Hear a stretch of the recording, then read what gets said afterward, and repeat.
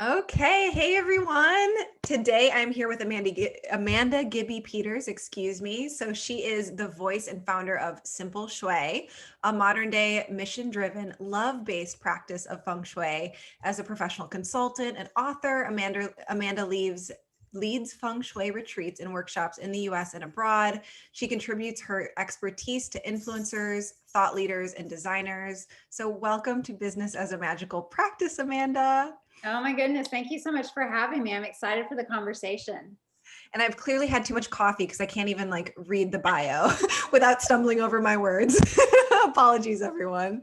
That's always a good situation. Too much coffee means you had time for it. So I fell in love with Amanda through her Instagram and her 15 seconds of shui. She has this she goes on Instagram stories and does this super practical nugget of feng shui just like that. It's like one of those little dopamine hits that you feel like are super productive and applicable to life. And I'm just so excited to have you here and talk with you. And I know this is going to be a really, really useful conversation for people. Oh, I'm excited. I love having conversations about feng shui, especially when people don't know a ton about it or they know a little bit, but they're confused because it's such a, like you just said, it's really practical. Actually, people tend to think it's a little more esoteric or out of reach. But in fact, there is just so much common sense wisdom. And when you have it broken down and explained in a, really digestible or easy to metabolize way, it can be so motivating and encouraging. And you're like, I'm ready to feng shui my whole life. Mm-hmm. So can you just tell us what feng shui is? Yeah, so I have two definitions that I share with people, and I share both because I want people to feel confident when they say that they're using feng shui or practicing feng shui for all of the naysayers that eventually, are going to pop up and have their comments. So the first one is simply that your surroundings influence your well-being. There's this nice little tidy story that I came up with. It's a really watered down version of feng shui, but it's feng shui has been around for thousands of years, and it began really out of just some philosophers noticing how the cosmos and heavens and earth all interacted, and they started noting patterns. And what they realized was if a seed landed somewhere where the soil was rich, it got the right amount of water, sun, not too much wind, it would thrive, right? It would grow and thrive. But if something was missing, that seed would struggle. And it's the very same for us. I tell clients and readers all the time, like, if you're having a plant that struggles in your house or outside, very rarely do you grab that plant and go into the nursery and complain about the plant. You're actually curious about what you need to do to help it thrive, right? You want it to have its best life.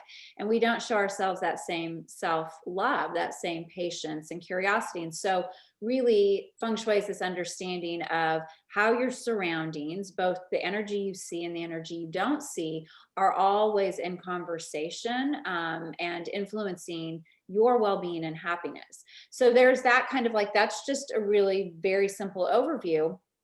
And then when you look at what feng shui means, you translate it, it's wind and water. And wind is energy, water is fortune. Feng shui originates from China. And so that's what those meanings represent.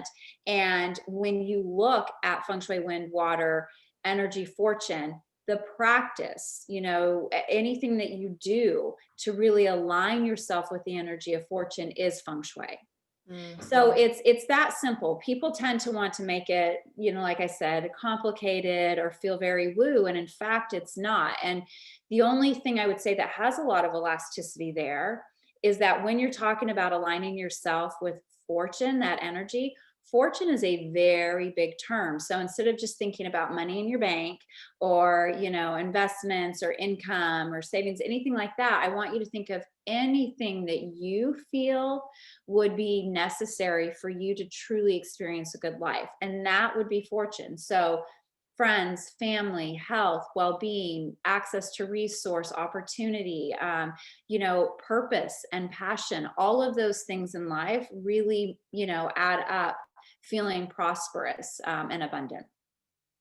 That's so beautiful. And like to lean into the woo. You're Yeah. leaning out of the woo. But to lean into the woo, like it's just like with the ancient alchemists, the popular quote is as above, so below, as within, so without. And it's often used in our community to talk about the inner work that we can do to affect our outer lives. But I love that you can also come from the outer and affect the inner, your inner experience of life. So it's just, it's like, seems like a two-pronged approach. It is. And the thing that I love about Feng Shui is I think sometimes it can be really hard. Like we haven't, self-attuned or taken the best care of ourselves.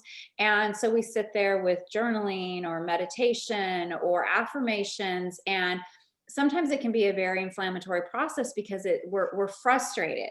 And instead of doing all the heavy lifting ourselves, we can collaborate with Mm. our home so that it enhances our chi.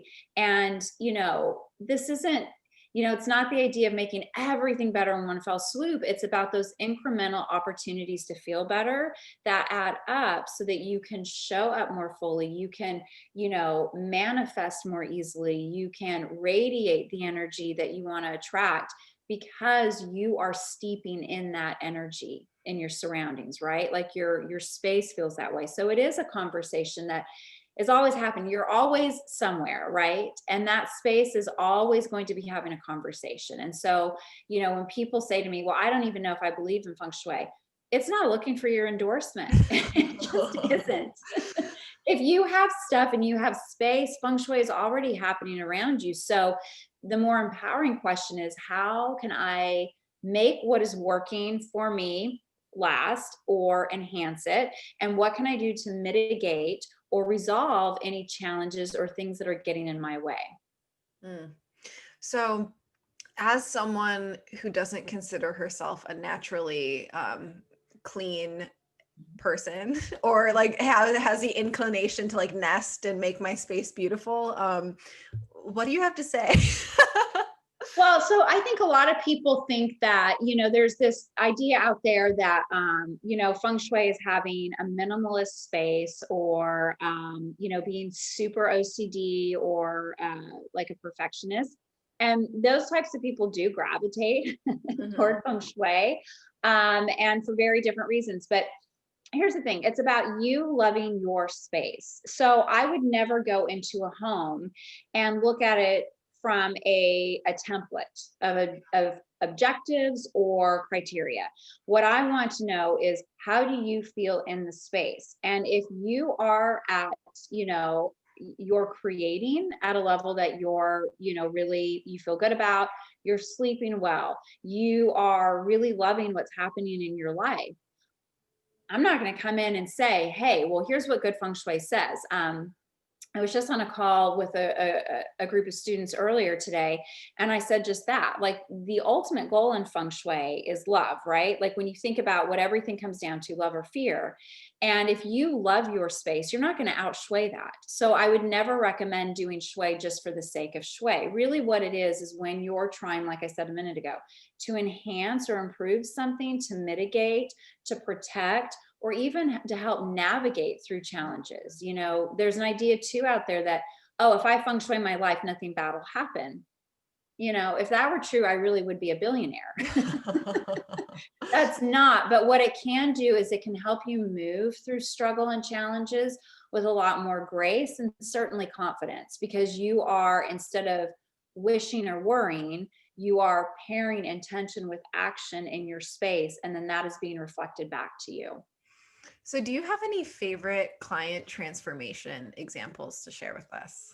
I have Or you so have many. many? I have so many. There's one I'll tell you, and it was actually one of my very first clients. So, and she and I are really good friends now, but it was horrible. So I was recently out of school. Had been certified. I'd been studying it for a while, but I wanted to, there's what you read in books, but then there's getting in class and getting the wisdom passed on. Feng Shui is a very oral tradition. So much of what we learn gets passed through our teachers and our mentors and our masters. So anyway, I was fresh out of class, And someone had reached out to me who had had a very traumatic experience. Her ex-fiance was really upset and had burned down her house, Oh my gosh. and wanted and had killed one of her animals, and she wanted to know if she could rebuild the house where it was. Like, is this going to be bad? You know, is this going to be bad energy? Like, what would Feng Shui say? I was like, oh my gosh, this is like, I don't even know. This is so big because someone's asking me. And luckily, you know, when you do work with, when you get certified and you work with mentors and that, you always have their wisdom and they're within reach. So I did reach out for a little guidance, but we decided, yes, she loved the space. What the space ultimately represented for her was like, this was her first house. She had bought this with her money. It was such a source of pride. And that felt so much bigger than what he had caused. And so we did this whole, you know, land blessing. We built the house with just every consideration of shui that was available, you know, in terms of the process. We did a house blessing after. We honored, you know, the dog that she lost. And there are a couple really interesting things that happened. So after the house was done and she was living in it, the ex-fiance got out on parole, and you know, we had done some things for protection. Like I said a minute ago, Feng Shui can offer protection, and we saw via her cameras that she'd had installed that he had passed the house, but he had never actually tried to break in. And eventually he was arrested again because he was too close and, you know, serving time now. But that was one affirmation of like, whoa, you know, like what we did certainly reinforced intentions and other things that were put in place to protect her. So that was fantastic. But then in terms of people being worried about, oh, well, this place has such bad energy. When I met her, she was a hairstylist in a single rent space. And today she owns 3 of her own salons. She's created her own like hair extension line. I mean, her life is absolutely thriving. And so it just really is a testament to not only the process of Feng Shui, you know, in struggle and trauma and, you know, challenging times where you're like, I don't even know what else to do. And then just the maintenance of shui over the years, because, you know, I still work with her, of really being able to cultivate and create really stunning example of what this process can look like. Wow, that's amazing. And Yeah. wow, what a first ever client. I know. So when people are like, I don't know if you can help me, I'm like, I think I probably have you covered. Oh my gosh. So have you always been an entrepreneur? You know what? No, I actually, so I came out of college in political science. I worked in DC. I went back to school to get my master's in communication. And so I freelanced and I wrote forever. And then what happened was I moved. I moved to a new to us home in a neighborhood town that I didn't know. And within 6 months, a lot of things that hadn't ever been problematic were just, you know, oozing pain. And I grabbed a book one day because I was at a really low point, opened it up thinking whatever I see is going to be the answer to all my problems. And I saw Feng Shui and I read it.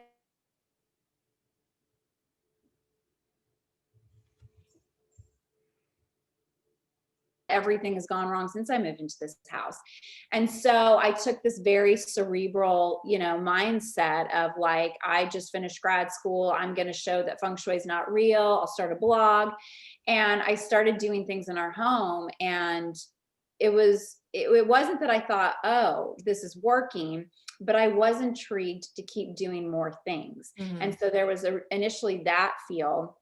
And then some really big things in our life changed. And it just got to the point where I was like, I can't keep calling this a coincidence. Mhm. Like at some point I have to realize something's up. And so I retired the skeptic and became the student. And so that's how I ended up in Feng Shui. So no, I haven't always been an entrepreneur. I kind of thought I'd just be a professor at a university. Oh my gosh. And do you like owning your own business? And how has that process been for you? A lot of work. Yeah. Mhm. I think that, and I say that because I think one of the things that I get most frustrated by is that when you're looking for, when you're starting a business and when you're looking for guidance, there's an enormous amount of work that people tell you need to have done, or, here's what'll make you successful. And you don't hear enough behind the scenes stories about how either challenging or like disagreeable or exhausting all of that work can be. And I think that people judge someone's business or their success off of like, do they have a great site, or how is their Instagram page or whatever. And I joke all the time that I micro quit at least once a week. Like, I'm done. I It's sort of my little cleansing process. maybe you just need a little bit more help. There's probably some truth to that. This last year has been a lot of work, but no, I just think that it's the whole, I love doing it because of the autonomy. I love Yeah. being creative. I love being able to show up exactly how people need and want and desire in terms of feng shui.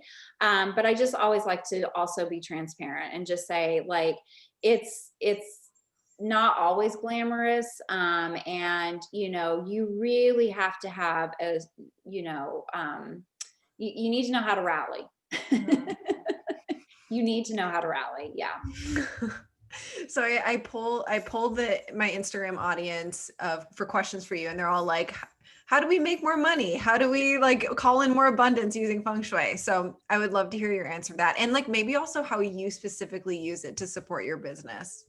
So for me, one of the very first things I did was, in terms of setting myself up for success, was I set my office up for success. And one of those things is making sure that you're in the command position, meaning that you can see anyone who's coming in. I know that spaces don't always arrange; they're not always arrangement friendly. When you say like you need to be facing out, and people prefer to have the desk pushed up against the wall, but if you think about a CEO or an executive, Mm. you're never going to see them with their desk pushed up against a wall, right? And it's the same thing like with the mafia boss. Like the mafia boss is always going to be at the back of the room, being able to see anyone who's come in with this solid wall behind you.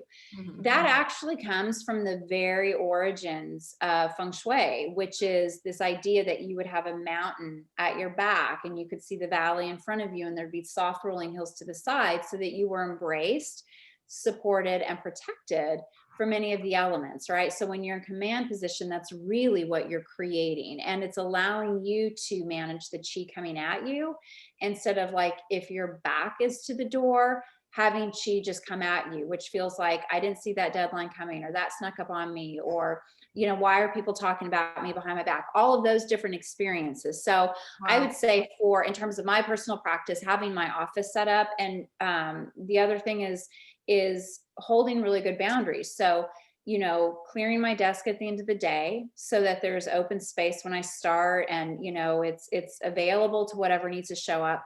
But then also leaving my office and shutting the door, or shutting that down in a way that it's like, okay, I'm not working now. So I would say those are just really good personal practices.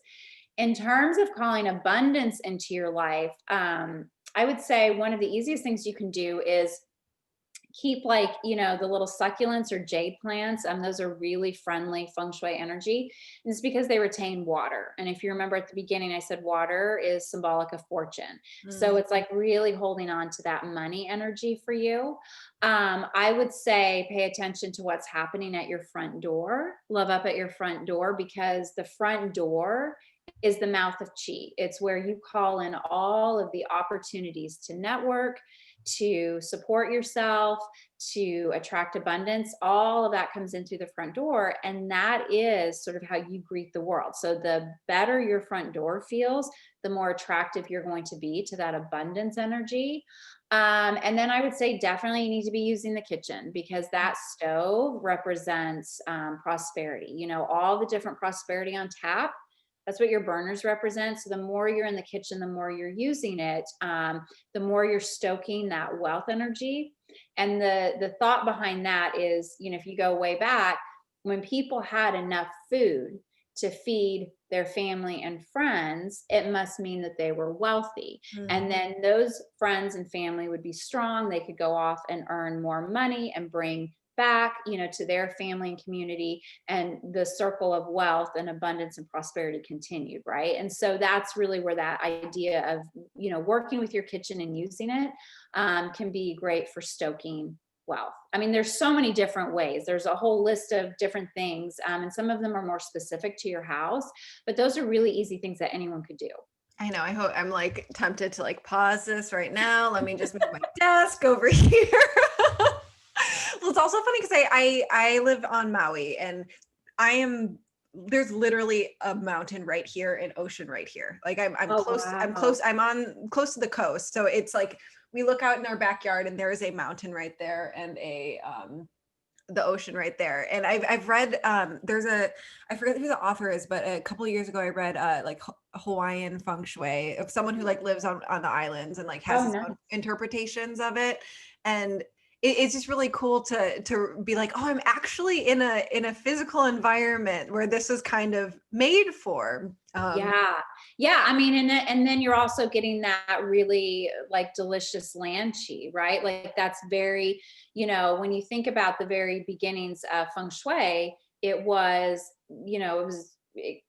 they used it to find auspicious burial spots for royalty. And so Oh, that was the idea. You wanted the mountain behind and the view in mhm. front, so it pleased the ancestors. And so when you're reading that topography, a lot of times that's dismissed today because people think, oh, feng shui just applies to what's happening in my house. But in fact, what's happening around your house is also part of that conversation. And so while there's not a ton you can do about it when you're in a space necessarily, without working with a practitioner to learn very Mhm. specific remedies, when Mhm. you're looking for a new home or you're relocating, that's when this information can be really helpful. Interesting. Yeah. So one of the things I found interesting when I started kind of like digging in, and I know it's like this super vast body of knowledge, but I in I feel like there's a really big trend right now, at least in like branding and visualization, to have like these big, clean white spaces, Yeah. and I- tell me if I'm wrong, but isn't there like a lot? There's wealth in they use dark colors for wealth in feng shui, and I noticed that your office is actually darkly colored, and the pictures you share on Instagram, it's like these like really rich greens and red or in purples. Tell us about colors. Yeah, so the colors are when people see like that feng shui map, the bagua or the compass map, they're both very similar. But they see the colors and they assume that certain colors represent wealth or certain colors represent, the different areas that are mapped out. But they're actually more in relation to the elements Mm, that are at home in those areas. And so, white is interestingly enough representative of the element metal. mhm. And metal is a very creative color. So it's not uncommon for like graphic designers, or if you think like cooks and chefs, or even house designers to sort of love that white or very monochromatic palette. It is a very creative color. I will say though that very specific like white can be demanding. And so just like any, if you think of any of the elements, and there are 5 of them, you've got water, wood, fire, earth, and metal. If you think of any of them and like in an extreme or in a deficit, you can sort of sense what having too much or too little of them in your house can create. So, metal can be a butter knife, but it can also be, a very destructive force. I mean, it can be, a weapon. And so when you think of having all white everything, it's like that sort of cutting energy over time to be in. So one of I like really rich, deep colors, just as a preference, but they tend to represent wealth. You'll hear people say like purples and rich blues and reds and greens all represent wealth, but I like them just because they help kind of ground. They pull energy inward. And in my house specifically, we have really tall ceilings everywhere. So it's a way to counter like just that very lofty, airy energy that can happen when there's not sort of an eye line. So it's a way of grounding the energy. There's a lot of different ways to use the colors. And I tell people, first and foremost, choose what you love, because you're going to get it right if you do. And then just,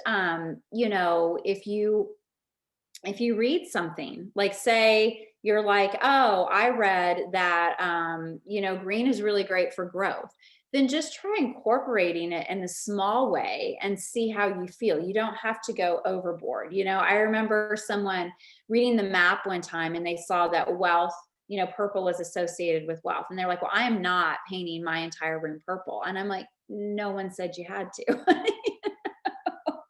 It's okay to try things in small doses and experiment yourself to see, did that make a difference? Do I feel better? Like, how you feel should be a good indication of whether something is working for you or not. Do you,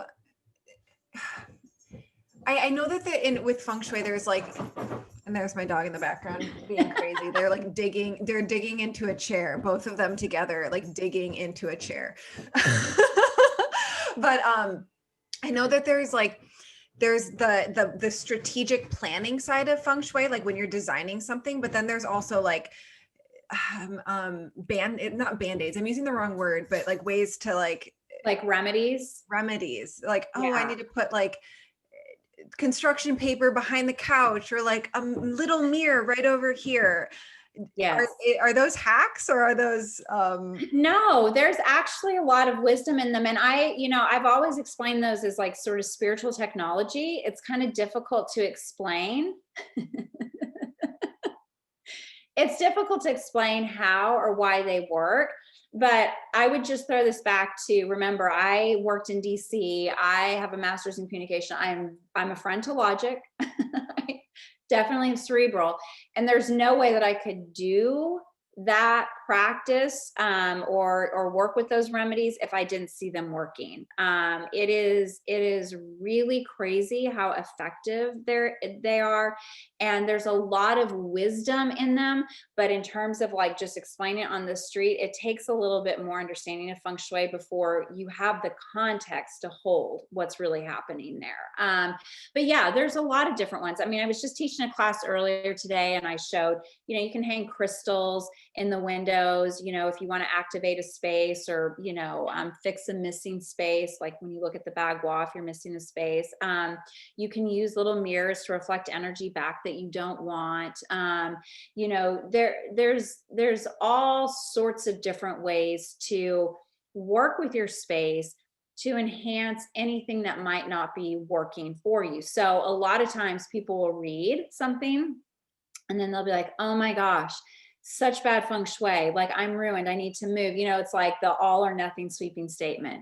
And in fact, that's what's so fabulous about Feng Shui, is really anything that might not be ideal is just an opportunity to co-create something better. So instead of feeling worried, get excited. Here's an opportunity to fix something, that's going to enhance your house, which then enhances your life.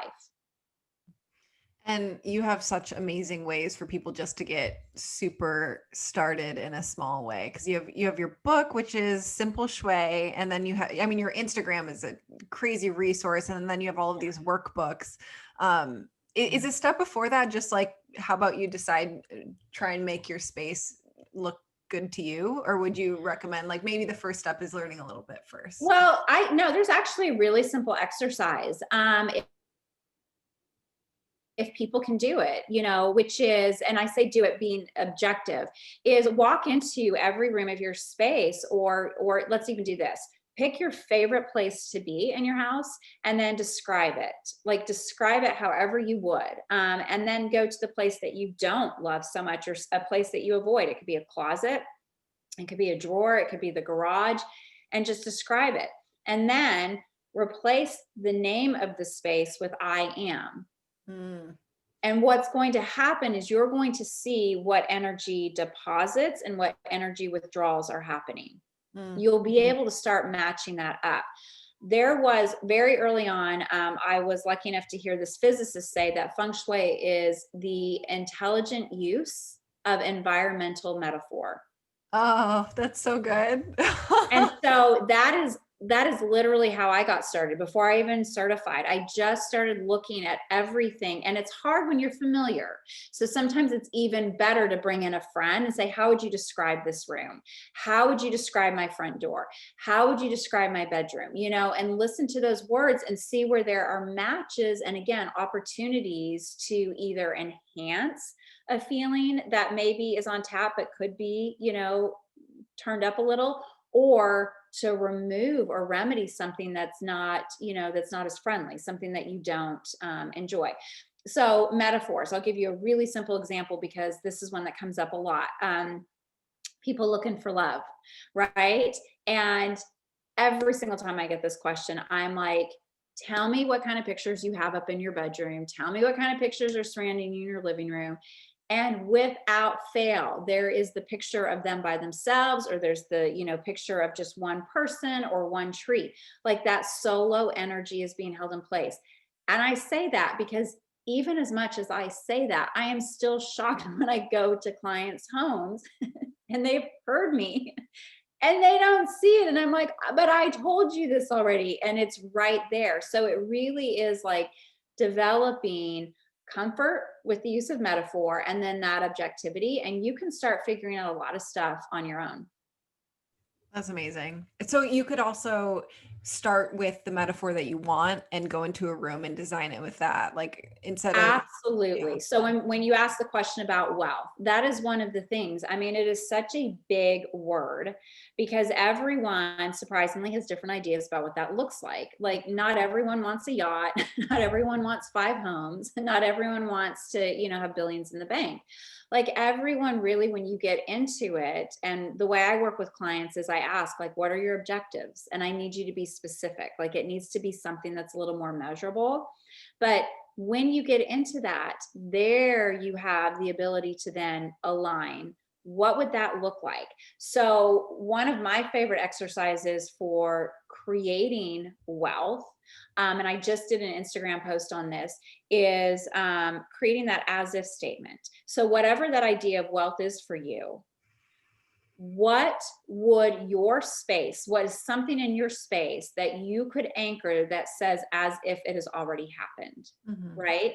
And in the book Deep Work, which I reread last year, by Cal Newport, he actually talks about the grand gesture of doing something that is so big and it has a cost that makes you uncomfortable because it really forces you to live up to whatever your intention is for that, right?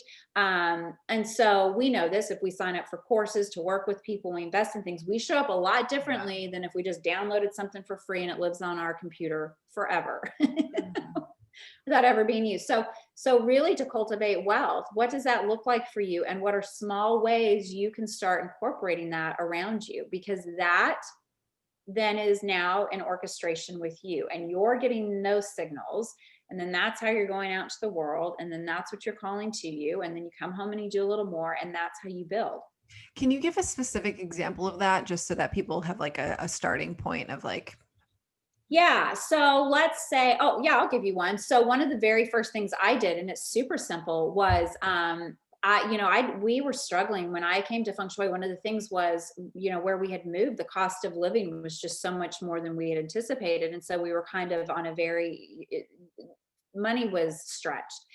And one of the things I read was, buy fresh flowers. And like a lot of people, I'm like, that is such a waste of money. That's so indulgent. But I read the book and then I read it again and I was like, this is also the easiest thing to do.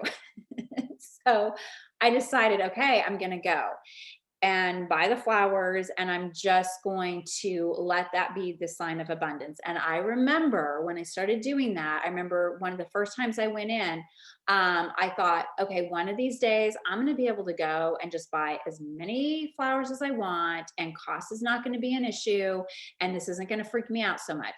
But that didn't mean that it removed my concern in the beginning. So I was buying, $4 baby's breath. I was buying, asking them like, what's coming in, this week, or when do you get your delivery, so that something would last like 3 weeks. Like I was really trying to be strategic and, not spend a ton of money. And that's what I started doing. Like that was one of the very first things I did. And for people wondering what changed, we had moved and my husband's job required him to travel a ton. We couldn't get our girls into a preschool because they were all full. And within like 3 months, he had gotten a new job and his salary had doubled. And my girls, I'd gotten a call from the preschool we really wanted them to get into. And they said, it's the craziest thing, but we have 2 openings in the same class, same day. Do you want them? I mean, it was like those kind of coincidences that you're like, oh, maybe that was going to happen anyway. But I wouldn't want to go back and try that. And so, and that was, we didn't have a ton of money. I couldn't hire a consultant. I couldn't, do all the things in the book. I couldn't treat it as a checklist. So I was like, okay, fresh flowers. Why? Because when I go into really wonderful boutique hotels, or I go into department stores that I love, they always have fresh flowers. That does represent like that opulence and luxury and wealth to me. And that's what I did. And today I buy all the flowers. Oh, I love that. That is so good. Well, so this podcast is called Business is a Magical Practice. So we don't just use our spiritual practices and our magical practice to boost our business, but we also use our business to evolve our soul and to like be that in and of itself. Do you have any experiences with that you can point to? Like, give me a little bit of an example. So on one side of it, a lot of people will say like, I use my meditation practice in order to have be sharper in my business, or I do a abundance spell in order to do better in my business. But we can also use our business as like a ground to evolve spiritually, because it is like this playground of opportunity. Yeah. So I would think, that's one of the things. Was last year I found myself, I think 60 plus podcasts, and I decided this year I'm going to teach. And that really is like a spiritual practice for me, because there is,